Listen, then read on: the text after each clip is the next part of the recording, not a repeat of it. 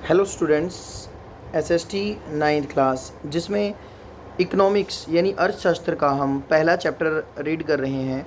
इसमें हम जो प्रीवियस रीडिंग कर चुके हैं, पीछे की जो रीडिंग है उसमें हमने पालमपुर गांव के तहत जो कृषि क्रियाएं हैं उनके बारे में जाना। आज हम जो टॉपिक पढ़ेंगे वो इसका सेकंड मेन टॉपिक है और उसके कुछ सब टॉपिक्स हैं। सेकंड मेन टॉपिक की हेडिंग आप जैसे कि देख पा रहे हैं स्क्रीन पर, पालमपुर में गैर कृषि क्रियाएं। कि पालमपुर में जो कृषि से संबंधित क्रिया थी वो तो हमने पढ़ ली। अब ये गैर कृषि है, ठीक है, इसमें खेती नहीं होती। देखो, हमने देखा कि पालमपुर में खेती ही प्रमुख उत्पादन क्रिया है। अब हम कुछ गैर कृषि उत्पादन क्रियाओं पर विचार करेंगे। पालमपुर में काम करने वाले केवल 25% लोग कृषि के अतिरिक्त अन्य कार्य करते हैं। सिर्फ 25% लोग ही ऐसे हैं जो खेती के अलावा कोई दूसरा काम करते हैं। तो उसमें सबसे पहले हम रीड करेंगे डेयरी अन्य प्रचलित क्रिया। पालमपुर में कई परिवारों में डेयरी एक प्रचलित क्रिया है। लोग अपनी भैंसों को कई तरह की घास और बरसात के मौसम में उगने वाले ज्वार और बाजरा खिलाते हैं। दूध को निकट के बड़े गांव रायगंज में बेचा जाता है। अंडरलाइन कर लीजिए, दूध को बड़े गांव रायगंज में बेचा जाता है, ठीक है। शाहपुर शहर के 2 व्यापारियों ने रायगंज में दूध संग्रहण एवं शीतलन केंद्र खोला हुआ है। शीतलन केंद्र क्या होता है बेटा? कोल्ड स्टोर जिसको बोलते हैं, जहां इनको ठीक रखा जाता है, ठीक है। यानी कि जो जितना भी गांव का दूध है वो सारा इकट्ठा होकर कहाँ जाता है? रायगंज में जाता है, जहाँ पर शाहपुर के व्यापारी ने अपना स्टोर बना रखा, केंद्र खोला हुआ है, जहाँ से दूध दूर दराज के शहरों और कस्बों में भेजा जाता है। फिर यहाँ से वो लोग क्या करते हैं? इन दूध की प्रोसेसिंग करके इस दूध को आगे बेचते हैं। यानी कि ये व्यापारी गांव वालों से दूध खरीद लेते हैं। एक यहाँ आइए चर्चा करके टॉपिक है, ये आपको बाद में करवाया जाएगा, थोड़ा सा ही मैं एक्सप्लेन करूँगा बाद में, बाकी ये खुद फील करेंगे आप, लेकिन बाद में हम इसको करेंगे। पालमपुर में लघु स्तरीय निर्माण विनिर्माण का एक उदाहरण। अब हम देखते हैं पालमपुर में लघु स्तरीय विनिर्माण जैसा कि आप जानते हो, किसी भी कच्चे माल को दूसरे माल में परिवर्तित करना ही क्या होता है? विनिर्माण उद्योग कहलाता है, ठीक है। जैसे आपके पास अब गन्ना है, लेकिन गन्ने से आप क्या कर रहे हो? गुड़ बनाने लग रहे हो, तो गुड़ विनिर्माण का एक उदाहरण है। उसको बनाने की प्रक्रिया विनिर्माण प्रक्रिया कहलाएगी। देखिए, इस समय पालमपुर में कम से कम लोग विनिर्माण कार्यों में लगे हुए हैं। कम से कम 50 से कम लोग, मतलब ज़्यादा लोग इस काम में नहीं लगे हुए। शहरों और कस्बों में बड़ी फैक्ट्रियों में होने वाले विनिर्माण के विपरीत, जैसे शहर और कस्बों में बड़ी बड़ी फैक्ट्रियों में विनिर्माण होता है, लेकिन उसके उल्टे यहाँ पालमपुर में कैसा है? पालमपुर में विनिर्माण को बहुत सरल उत्पादन विधियों का प्रयोग होता है। मतलब यहाँ पर भी विनिर्माण तो होता है, लेकिन बड़े पैमाने पर नहीं, बिल्कुल छोटे स्तर पर होता है और साधारण विधियों से उसे छोटे पैमाने पर ही किया जाता है। विनिर्माण कार्य पारिवारिक श्रम की सहायता से अधिकतर घरों या खेतों में किया जाता है। और ज़्यादातर जो विनिर्माण का काम है ना, वो कई लोग तो अपने घर में अपने लोगों के सहायता लेकर ही कर लेते हैं, या फिर थोड़ा बहुत मजदूर वगैरह रख लेते हैं, खेतों में कर लेते हैं। श्रमिकों को कभी कभार ही किराए पर लिया जाता है। ज़्यादातर ये कोशिश की जाती है कि किराए पर या दिहाड़ी पे मजदूर ना बुलाया जाए, घर से ही मजदूर का काम निकल जाए, तो उससे क्या होगा? बचत होगी। और इससे रिलेटेड है यहाँ पर कहानी, ये पढ़ते हैं। मिश्री लाल की कहानी। मिश्री लाल ने गन्ना पेरने वाली एक मशीन खरीदी जो बिजली से चलती है और उसे अपने खेत में लगाया है। अब गन्ना पेरने का मतलब क्या? कि गन्ने को पीड़ेगी, उसमें से सारा रस निकाल देगी और उस रस से क्या करेगा? गुड़ बनाएगा वो आगे। पहले गन्नों को पेरने का काम बैलों की मदद से किया जाता था, अब लोग इसे मशीन से करना पसंद करते हैं। मिश्री लाल दूसरे किसानों से भी गन्ना खरीद कर उससे गुड़ बनाता है। मतलब वो गांव के और किसानों से भी गन्ना खरीद लेता है और खुद का गन्ना भी, सारा का सारा गन्ना अपने खेत में इकट्ठा किया और उससे क्या बनाता है? उससे बनाता है गुड़, ठीक है। गुड़ को फिर शाहपुर के व्यापारियों को बेचा जाता है। इस प्रक्रिया में मिश्री लाल थोड़ा लाभ कमा लेता है। अब वो मिश्री लाल भी देखो, इतना ज़्यादा बड़ा लेवल का तो उसने कर नहीं रखा, गन्ने का उद्योग छोटे लेवल का ही है, तो फिर वो कोशिश भी यही करता होगा कि उसके घर वाले ही इस काम में सहयोग करें, बाहर से मजदूर ना लेना पड़े। आगे, पालमपुर के दुकानदार। पालमपुर में ज़्यादा लोग व्यापार वस्तु विनिमय नहीं करते। मतलब जो वस्तु विनिमय पद्धति है वो नहीं होती यहाँ पर, वस्तु के बदले वस्तु आजकल वैसे भी रही नहीं है वस्तु विनिमय। आपने 8th क्लास में लाख की चूड़ियों वाला चैप्टर पढ़ा होगा, वहाँ भी ध्यान होगा, हिंदी में वस्तु विनिमय पद्धति थी, ठीक है। बदलू जो चूड़ी बनाने वाला था, तो वही वस्तु विनिमय कहता है कि यहाँ वो चीज़ नहीं है। पालमपुर में व्यापारी वे दुकानदार हैं जो शहरों के थोक बाज़ारों से कई प्रकार की वस्तुएं खरीदते हैं। मतलब पालमपुर में व्यापारी क्या है, व्यापारी वो दुकानदारी, मतलब जो व्यापारी हैं वो दुकानदारी का काम करते हैं। और दुकानदार भी कैसे, वो बड़े शहर से, मतलब पास के जो शहर हैं वहाँ से थोक के बाज़ार, जो होलसेल की मार्केट होती है ना, वहाँ से सामान लाते हैं और गांव में उन्हें गांव में लाकर बेचते हैं। आप देखेंगे कि गांव में छोटे जनरल स्टोरों में चावल, गेहूं, चाय, तेल, बिस्किट, साबुन, दूध, टूथपेस्ट, बैटरी, मोमबत्तियाँ, कापियाँ, पेन, पेंसिल, यहाँ तक कि कपड़े भी बिकते हैं। आप गांव में देखो, आप आपके जो आप में से जो स्टूडेंट गांव में रहते हैं या जो भी हैं गांव से रिलेटेड, आप देख रहे हैं गांव में ना कई दुकानें ऐसी हैं बीच की, गांव के बीच में या गांव के बस अड्डे पर एक ही दुकान पे आप हर तरह की चीज़ ले लोगे। एक ही दुकान पे आपको कपड़ा भी मिल रहा है, चप्पल भी मिल रही है, जूते भी रख रहा है, किराने का सामान भी है, जनरल स्टोर भी है, सारा का सारा एक ही है। लेकिन शहर में ये सारी चीज़ें अलग अलग होती हैं। ठीक है, अब गांव में ऐसा क्यों है, क्योंकि भाई सारी ज़रूरतें उसकी दुकान एक ही उससे पूरी हो जाती हैं। अब तो थोड़ा सा भाई जो बड़े गांव हैं वहाँ पर थोड़े से स्टैंडर्ड की दुकानें अलग से, शहरी टाइप की दुकानें खुलने लग गई हैं अलग अलग। लेकिन गांव में इतनी ज़्यादा मतलब लागत नहीं होती, तो इसलिए एक ही दुकानदार कई कई चीज़ें रख लेता है। आगे, कुछ परिवारों ने जिनके घर बस स्टैंड के निकट है अपने घर के एक भाग में छोटी दुकान खोल ली है। वे खाने की चीज़ें बेचते हैं। ठीक है, जो जिनको लगता है कि भी हमारे तो बस स्टैंड के ऑन द रोड घर है, तो वो क्या कर लेते हैं, उसी के वहीं पर एक छोटी सी दुकान निकाल लेते हैं।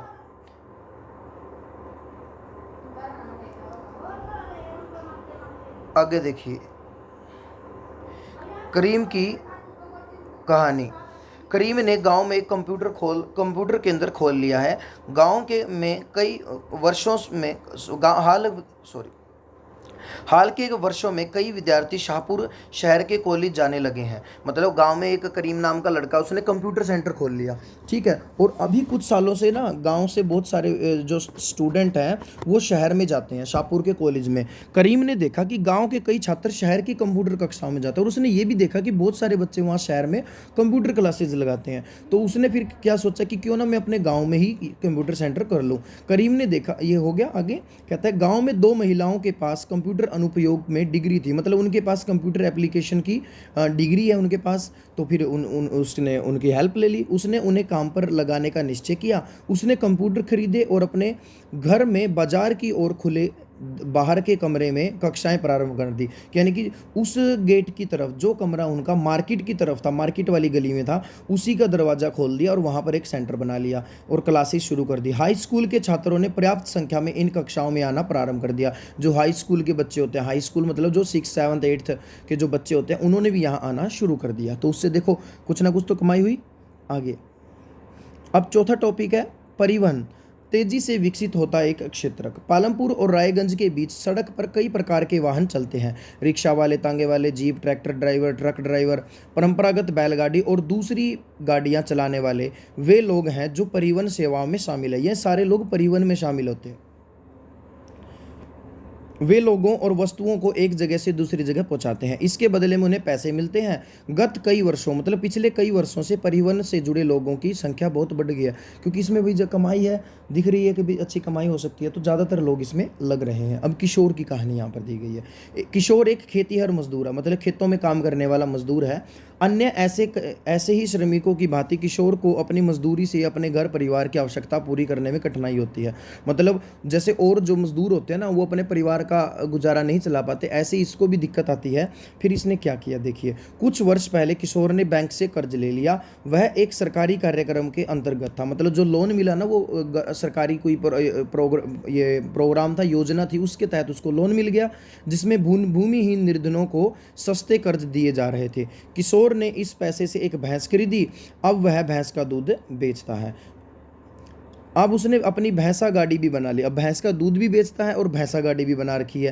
भैंसा गाड़ी क्या होती है, जैसे बैलगाड़ी में तो बैल होता है आपके, मतलब जब हम हरियाणा की अगर बात करें तो कुछ एरिया, जैसे हमारा जो हिसार डिस्ट्रिक्ट है ना, यहाँ आपको भैंसा गाड़ी नहीं देखने को मिलेगी। लेकिन आप चले जाओ कुरुक्षेत्र की साइड या फिर करनाल साइड, वहाँ आपको भैंसा गाड़ी, जिसको जोटा बुग्गी बोलते हैं, ठीक है, जोटा बुग्गी वाला सिस्टम आपको वहाँ देखने को मिल जाएगा। अब इसने वो भी कर ली। अब इससे क्या फ़ायदा होता है, सप्ताह में एक दिन वह गंगा के किनारे से कुम्हार के लिए मिट्टी लेकर आता है, या कभी कभी वह गुड़ अथवा अन्य वस्तुओं को लेकर शहर जाता है। मतलब अब सामान ढोने लग गया और हफ्ते में एक दिन गंगा नदी पर जाता है और वहाँ से कुम्हार के लिए मिट्टी लाता है, इससे उसको पैसा मिलता है। हर एक महीने उसे परिवहन संबंधित कोई ना कोई काम मिल जाता है। परिणाम स्वरूप किशोर पिछले वर्षों की तुलना में अब अधिक कमाने लगा है। तो इससे देखो, इससे वो बढ़ते हैं रिसोर्सेज। ठीक है, इस तरीके से अगर हम काम करते हैं तो हमारे रिसोर्सेज बढ़ने शुरू हो जाते हैं और हमारी स्थिति में सुधार आ सकता है। तो ये था हमारा चैप्टर जो आज पूरा कंप्लीट हो गया है। अब आपको इसका सारांश खुद रीड करना है बेटा। सारांश में यही बताया गया कि यहाँ पर मतलब कि क्या क्या चीज़ें मेन होती है गाँव के अंदर, सारी बातें बताई गई है। ठीक है, पूरे चैप्टर का जो निचोड़ है ना वो यहाँ पर दे रखा है। आप इसको जरूर से ज़रूर रीड करें। ठीक है, उससे आपको बहुत सारी बातें क्या हो जाएंगी, रिवाइज हो जाएंगी। मान लो आपने पहले एक बार चैप्टर पढ़ लिया, उसके बाद ये रीड कर लो तो आपको फिर से अच्छे से चैप्टर रिवाइज हो जाएगा और ज़्यादातर चीज़ें पता चल जाएंगी। अब रहेगी ये टेबल। इस टेबल को समझो क्या है। यहाँ पर 3 किसान दिए गए हैं, एक पहला किसान, दूसरा किसान और तीसरा किसान। पहला किसान जो है 1 साल, पहले साल, वर्ष 1, वर्ष 2, वर्ष 3, मतलब यहाँ पर क्या दे रखा है, 3 किसानों के 3 साल के उत्पादन दे रखा है, उपभोग दे रखा है। ठीक है, और अधिशेष दे रखा। उपभोग का मतलब समझो, उत्पादन समझो। उत्पादन तो उसके खेत में कितनी गेहूं हुई, उपभोग उसने कितनी गेहूं घर के खर्चे के लिए रख ली उपयोग करने के लिए, बाकी जो बची गेहूं वो कितनी बच गई वो यहाँ लिख दी। ठीक है, अब अगले वर्ष के लिए पूंजी और अगले वर्ष उसके लिए उसके पास कितने रुपए हैं वो मान के चलो यहाँ पर। ठीक है, इसमें जो ये गेहूं का उत्पादन वगैरह दे रखा है ये क्विंटल वगैरह में दिया मिलेगा, लेकिन हम इसको थोड़े से अलग तरीके से समझ लेते हैं। देखिए, पहला वर्ष, अब पहला किसान है, उसके खेत में मान लो 100 बोरी गेहूं की पैदा हुई, उसने 100 बोरी पैदा कर ली, 40 बोरी उसने क्या करी, घर पे रख ली और 60 बोरी बच गई, 60 बच गई। मतलब उत्पादन में से उपभोग माइनस करोगे तो अधिशेष निकल आएगा। 100 में से 40 माइनस किया, 60 आ गया। अब और उस 60 बोरी को उसने बाजार में बेचा, उसको 60,000 रुपये मिल गए, यानी कि 60,000 रुपये की कमाई हो गई। 60,000 रुपये उसने अगले साल के लिए, और अगले साल के लिए भी उसने उस पैसे को क्या कर लिया, सेव कर दिया। 60,000 रुपये यूँ कहीं बचा के रख दिए। अब अगला वर्ष 2, 120 बोरी हुई, 40 बोरी उसने रख ली। ठीक है, अब देखो एक चीज़ यहाँ दे रखी है कि जितने भी यहाँ किसान है ना, तीनों किसान, तीनों के घर में जो घर पे खाने के लिए गेहूं रखी गई है वो सभी ने 40-40 ही रखी हुई है, ताकि सबका बराबर ही हो जाए। ठीक है, अब कम ये चीज़ अगर कम ज़्यादा होगी तो हम कुछ समझ नहीं पाएंगे, इसलिए उपभोग को सेम रखा गया है।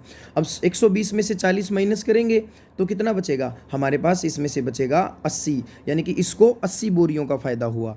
ठीक है, और 80 बोरी बेची तो 80,000 रुपये, यानी कि हम थोड़ा सा इस तरह से कर रहे हैं, 10 बोरी पे 10,000 रुपये मान के चल रहे हैं, 80 बोरी पे 80,000 रुपये हो गए। ठीक है, अब अगले ने घर में तो रख ली 40, अगली बार घर में 40 ही रखनी है, होंगी कितनी, देखो हर बार 20 का फ़ायदा हो रहा है। कितने का फ़ायदा हो रहा है, 20 का, हर बार 20 बोरी ज़्यादा बढ़ रही है, तो अगली बार 140 बोरी पैदा होंगी और 40 बोरी उसने रख ली और 100 बोरी बेच दी।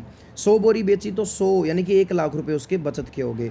ठीक है, हर बार उसके पास बचत हो रही है, बचत हो रही है, बचत हो रही है, और हर बार वो बचत भी बढ़ती जा रही है। अब दूसरा किसान, ये मीडियम किसान है, इसके पास ज़्यादा उत्पादन नहीं होता, इसकी पहले तो 80, फिर 40 रख ली, 40 बेच दी, 40,000 रुपये। अगली साल क्या हुआ, अगली साल इसका मान लो थोड़ा सा बढ़ गया, 20 बढ़ा, 20 हो गई, तो उतने ही बढ़ता जा रहा है। ऐसे इसको हम करेंगे। और जो नीचे वाला किसान है ना वो है एक गरीब किसान। देखिए तीसरा किसान जो दे रखा है, ठीक है, तीसरा किसान, अब ये भी शायद आप फील कर सकते हो, इस तरह से आप इसमें 20-20 बढ़ाते जाओ। अब अगला किसान था, अगले किसान के भाई खेत में उत्पादन हुआ 60 का, ठीक है, और उसे चाहिए घर पे 40 बोरी, तो 20 बोरी बची। अब 20 बोरी से 20,000 रुपये बने, कोई ज़्यादा फ़ायदा नहीं हुआ, तो यहाँ लिख देंगे 20,000। लेकिन इसको क्या करना पड़ेगा, इसको कर्जा लेना पड़ेगा। ठीक है, अगली खेती के लिए, अगली खेती में भी कर्ज ले लिया और 80 हो गई, मान लो 40 रख ली, 40 बच गई, लेकिन 40 में भी काम नहीं चल रहा, कम से कम 60,000 रुपये होने चाहिए। 60 बोरी जब उसके पास होगी तब उसके पास इतना पैसा आएगा कि वो अगली खेती के लिए उसी पैसे से काम चला ले। तो इस तरह से आप इसको फील करें और इसको समझें कि किस तरह से जो पैसे जिसके पैदावार ज़्यादा हो रही है वो तो बचत भी करने लग रहा है और उसी पैसे से खेती करने लग रहा है। मध्यम किसान जो वो भी उससे उसके पास बचत तो ज़्यादा नहीं होगी, लेकिन उसका काम चल जाएगा, उसे कर्ज नहीं लेना पड़ रहा। लेकिन तीसरा किसान ऐसा है जो हर बार कर्जे के नीचे दबता जा रहा है, दबता जा रहा है, दबता जा रहा है, दबता जा रहा है। ठीक है, हर बार उसे कर्ज लेना पड़ रहा है। अब वो जो 20,000 रुपये इसको मान लो बचेंगे ना, वो तो पिछले कर्जे में क्या पता देने पड़ जाए, तो बचत तो हुई नहीं ना, फिर दोबारा कर्जा लेगा बेचारा। तो इस तरह से ये चीज़ समझाई गई है कि किस तरह से जो उच्च या बड़े किसान होते हैं, मध्यम किसान होते हैं और एक कम ज़मीन वाला किसान होता है, थोड़ी भूमि वाला किसान होता है, तो उसमें किस तरह से डिफरेंस होता है, ये चीज़ यहाँ पर समझाई गई है। तो ये था बेटा चैप्टर हमारा फर्स्ट। आई होप आपको अच्छे से समझ आया होगा और इसके जो बुक एक्सरसाइज की क्वेश्चन आंसर हैं इसकी वीडियो भी आपको प्रोवाइड करवा दी जाएगी। Thank you, have a good day.